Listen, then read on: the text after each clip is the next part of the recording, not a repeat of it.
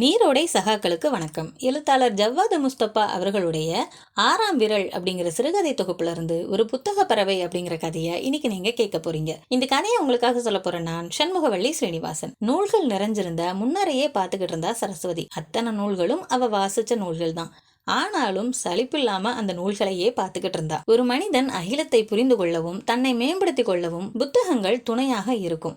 ஒரு கட்டத்துல அவனை பரிசுத்தம் செய்யறதும் இந்த நூல்கள் தான். நான் கடமைப்பட்ட இந்த நாட்டிற்காக என் கையில நிறைய பணம் கிடைத்தால் நாடு முழுவதும் நூலகங்கள் அமைப்பேன் அப்படின்னு மகாத்மா காந்தி சொன்ன இந்த வார்த்தை தான் அவளுக்கு பிரியமான வார்த்தைகள். எப்போதுமே அவ புத்தகத்தை எடுக்கும்போது இந்த வார்த்தைகளை மகாத்மா காந்தி உயிரோட வந்து அவ காதுகள்ல சொல்ற மாதிரியான உணர்வு அவளுக்கு ஏற்படும். வயது ஏற ஏற புத்தகம் வாசிக்கணும் அப்படிங்கிற ஆசை கூடனதை நினைச்சு அவளுக்கு ஒரு சந்தோஷம். பள்ளி படிப்பு காலங்கள்ல தான் வாசிச்ச எழுத்துக்களை யோசிச்சபடியே அவளுடைய பார்வை சுவர்ல இருந்த சிறு சந்தன மாலை போடப்பட்டிருந்த சிவாவோட புகைப்படத்துல வந்து நின்னுச்சு. கணையாளின்னு ஒரு பத்திரிக்கை, நான் கேள்விப்பட்டதே இல்ல.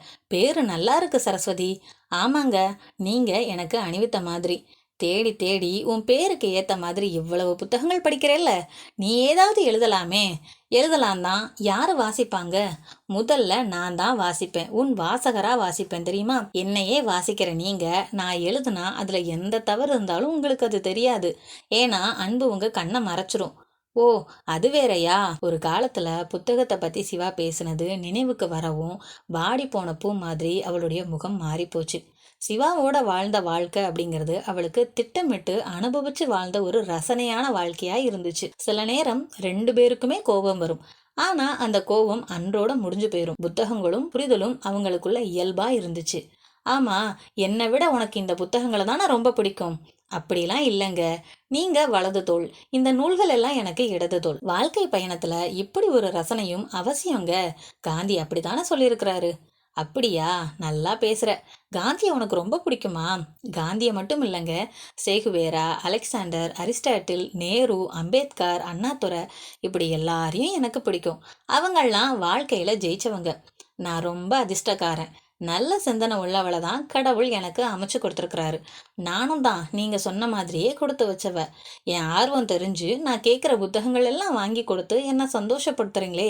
இந்த ஜென்மத்துல இதை விட வேற என்ன பாக்கியம் வேணும் எனக்கு? இப்படி சிவாவோட நடந்த உரையாடல்கள் எல்லாம் அவளோட நினைவுக்குள்ள வட்டம் முடிக்க ஆரம்பிச்சது. புகைப்படத்துல இருக்கிற சிவாவோட சிரிச்ச முகத்தை பார்த்தபடியே அவளுடைய நினைவுகள் பின்னோக்கி போனது. களஞ்சியமாய் காஞ்சிபுரத்துல முதல்ல பார்த்த சிரிப்பு இதுதான். நிறைஞ்ச கோயில்கள் தளத்துல கோயில் கலசம் மாதிரி இருந்தது அந்த வெல்வெட் சிரிப்பு. அந்த சிரிப்போட மினுமினுப்புல தான் நான் தொலைஞ்சு போனேன். என்னையும் இழந்தேன். அவனோட கரம் கோர்த்து 2 குழந்தைகளுக்கு தாயானதுக்கு அப்புறம் என்னை விட்டுட்டு போறதுக்கு உன்னால எப்படி முடிஞ்சது சிவா? போன வார வெள்ளியோட நீ சிவனடி சேர்ந்து 32 வருடங்கள் ஆயிருச்சு. நீ கொடுத்த சுதந்திரம், பரிசா நீ கொடுத்த புத்தகங்கள், நீ இன்னமும் என்னுள்ள திடமா நிக்கிறதுக்கு உதவுது. இந்த ஜனார்த்தனன் ரொம்ப மோசம், கோமாளின்னு கூட நான் சொல்லுவேன். நேத்து கூட வீட்டுக்கு வந்தான். ஏன் இப்படி ஒடுங்கிட்ட? நான் பழைய சரஸ்வதியை பார்க்கணும் அப்படின்னு சொன்னான். எனக்குள்ள ஒரு பதட்டம் வந்துச்சு. இப்ப கூட உன்னோட சிரிப்பு என்னை விட்டு போகவே இல்லை. பாட்டியானா வயசு ஏறுமா இறங்குமான்னு அவன்கிட்ட கேட்டேன்.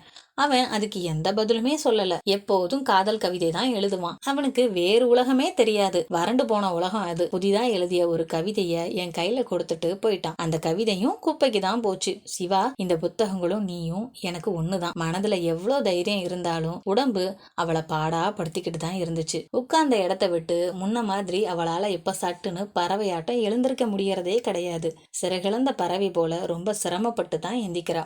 2-3 வருஷமா நரம்பு வழியா கை கால்கள் எல்லாம் ஒரு வலி எடுத்துக்கிட்டே இருக்கு. மலைப்பாம்பு உடலை சுத்தி உடம்புல இருக்கிற எலும்புகளை எல்லாம் நொறுக்கி விட்டுட்டு போன மாதிரியான வலி. நடையில வேற இப்ப தடுமாற்றம். அத்தனை வலியும் இதயத்துக்குள்ளதான் இறக்கி வச்சிருந்தா. கால்களின் சவ்வு பிரச்சனையால பிரியா அப்படிங்கிற கால்பந்து வீராங்கனை ஒருத்தர் இறந்து போன விஷயம் அவளை ரொம்பவே பாதிச்சது. ஒரு சவ்வு பிரச்சனையால மரணிப்பது அப்படிங்கிறது அவளுக்கு ஆச்சரியமா இருந்தது. அந்த செய்தியால அவ கொஞ்சம் துவண்டும் போயிட்டா. மருத்துவர்கிட்ட காட்டி மருந்து மாத்திரைகள் எல்லாம் எடுத்த போதும் உடம்புல ஏற்படுற வலிகளுக்கு மட்டும் எந்த தீர்வுமே இல்ல. கடந்த மாதம் கூட மொத்த உடம்பையும் பரிசோதனை செஞ்சு பார்த்தா. அப்போ குறுக்கு எலும்புல சிறு விரிசல் இருக்கிறத எக்ஸ்ரே படங்கள் ரொம்ப தெளிவா காட்டுச்சு. நீங்க எவ்வளவு மாத்திரை எடுத்துக்கிட்டாலும் சரி, எத்தனை நாள் எடுத்துக்கிட்டாலும் சரி, குணமே ஆகாது. கட்டாயமா அறுவை சிகிச்சை செஞ்சுதான் ஆகணும். உடம்புக்கு அசைவில்லாத ஓய்வு தேவை அப்படின்னு சொல்லி மருத்துவர் சொல்லவும் கொஞ்சம் அதிர்ந்து போயிட்டா. கூட இருந்த பேரன்களுக்கு எதுவுமே புரியல. எப்போதும் போலதான் பாட்டி இருக்கான்னு நினைச்சுக்கிட்டு அவங்க விளையாட்டு புத்தியில பகுதியிலேயே இருந்தாங்க. பேரன்களை நம்பிக்கிட்டு அறுவை சிகிச்சை செய்ய முடியுமா? அவங்களுக்கு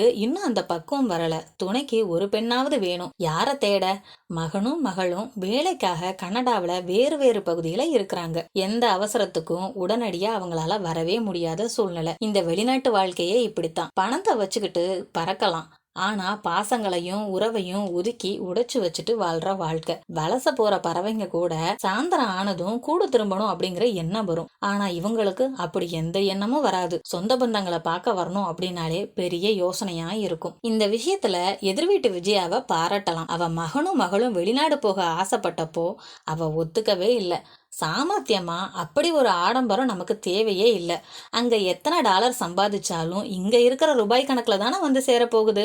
சம்பாதிக்கிற காசு கையில தங்குறது நாம வாழ்ற வாழ்க்கையில தான் இருக்கு. பகட்டான வாழ்க்கை நமக்கு தேவையில்லை அப்படின்னு சொல்லி அவங்களோட எண்ணத்துக்கு முற்றுப்புள்ளி வச்சுட்டா. எனக்கு ஏன் விஜயா மாதிரி இப்படி ஒரு எண்ணம் வராம போச்சு அப்படின்னு ஒரு சில நேரம் நான் வருத்தப்பட்டது கூட உண்டு. புத்தகத்தின் பக்கங்களை திருப்புவது போல புரட்டி போட்ட வாழ்க்கை இது. அனுபவிச்சுதான் ஆகணும். கடந்த கால யோசனைகளை காரியம் கைவிட்டு போன தவிப்பு அவள் முகத்துல எப்போதுமே இருக்கும். நீ பெத்த 2 பிள்ளைல ஒன்னையாவது உன் பக்கத்துல வச்சிருக்கலாமே, ஏன் இத்தனை பாடுபட்டு வாழ்ற? அந்த யோசனை ஏன் உனக்கு முன்னாடியே வராம போச்சு? வருங்காலத்தை நினைவுல வைக்காம தவறு செஞ்சிட்டியே அப்படின்னு சிவாவோட மாய சிரிப்பு அவளை பார்த்து கேள்வி கேட்டுச்சு. கூடிய மேகம் மழை தராம ஏமாற்றி போற மாதிரி தானே நீயும் என்ன கடந்து போன அப்படின்னு அந்த கேள்விக்கு அவளோட மனசு எதிர்கேள்வி கேட்டது. ஒரு முறை நண்பி அனுஷாவை பாக்குறதுக்கு ஆட்டோல போகும்போது அடிபட்டுச்சு. அந்த நேரம் ஆபத் பாந்தவர்களா முகம் தெரியாதவர்கள் தான் வந்து கை கொடுத்தாங்க.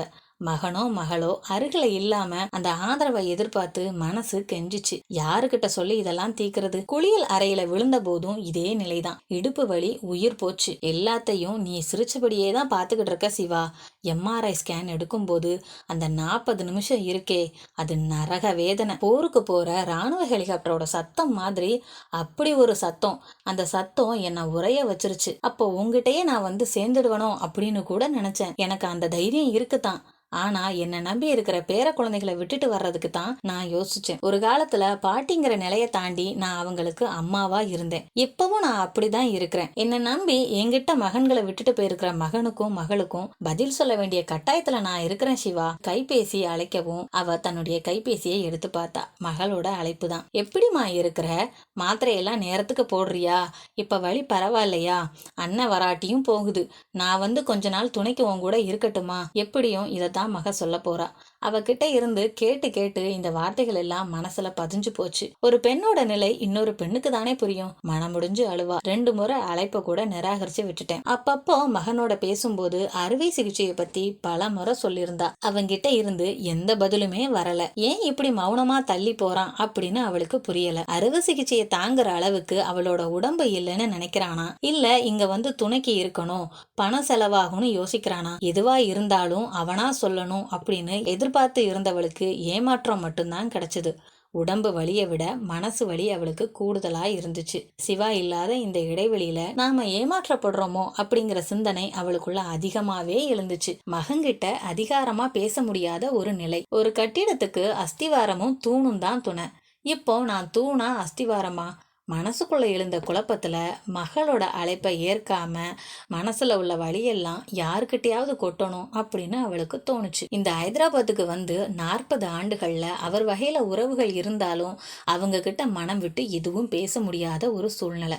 லக்ஷ்மியை அழைச்சு பேசலாம் அப்படின்னு நினைச்சா. நல்ல நண்பிதான். அசோக் நகர் நூலகத்துல தான் அறிமுகமானா. சிவாவுக்கு அடுத்தபடியா என்ன அதிகமா புரிஞ்சவ அவ மட்டும்தான். இப்ப இருக்கிற மனநிலையில வார்த்தைகள் வேற மாதிரி வந்துடும். பேச்சு கூட தடுமாற்றம் ஆகும்.